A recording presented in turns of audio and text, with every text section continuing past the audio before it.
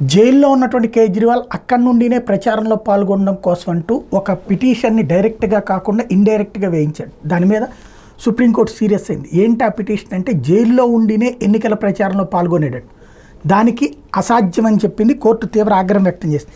Arrest అయిన రాజకీయ నాయకులకు వర్చువల్ విధానంలో ఎన్నికల ప్రచారం నిర్వహించుకునే అవకాశం కల్పించాలన్న వినతి మీద ఢిల్లీ హైకోర్టు తీవ్ర ఆగ్రహం వ్యక్తం చేసింది.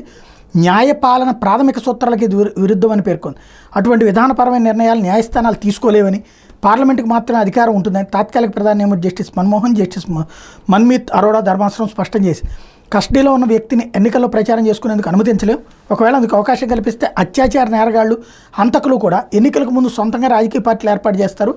అట్లాగైతే కరడుగట్టి నేరస్తుడు దావూద్ ఇబ్రహీం వంటి వాళ్ళు పార్టీల వ్యవస్థాపకులు అవుతారు. ప్రచారానికి అవకాశం ఇవ్వమంటారని పేర్కొంది. పిటిషనర్ అభ్యర్థిని తోసిపుచ్చడంతో పాటు కోర్టు సమయాన్ని వృధా చేసినందుకు అతనికి జరిమానా విధిస్తామంటే ధర్మాసనం మడిపడింది. దీంతో పిటిషనర్ తరపు న్యాయవాది ఇమ్రాన్ అహ్మద్ జోక్యం చేసుకుని ఆ వ్యాజ్యం ఒక న్యాయ విద్యార్థి దాఖలు చేశారని మన్నించాలని విజ్ఞప్తి చేశారు. శాంతించిన ధర్మాసనం ఆ విద్యార్థికి అధికార విభజన గురించి తెలియజేయండి అంటూ న్యాయవాదికి సూచించారు. అదే సమయంలో రాజకీయాలకు దూరంగా ఉండాలని ఎక్కువ మంది జడ్జీలు కోరుకుంటుంటే వాళ్ళని అందులోకి లాగాలని చాలామంది ప్రయత్నిస్తారు. నిందితుడికి న్యాయపరమైన ఉపశమనాలు ఉంటాయి, న్యాయబద్ధంగా కోర్టులు నిర్ణయాలు తీసుకుంటాయని కూడా ధర్మాసనం వ్యాఖ్యానించింది.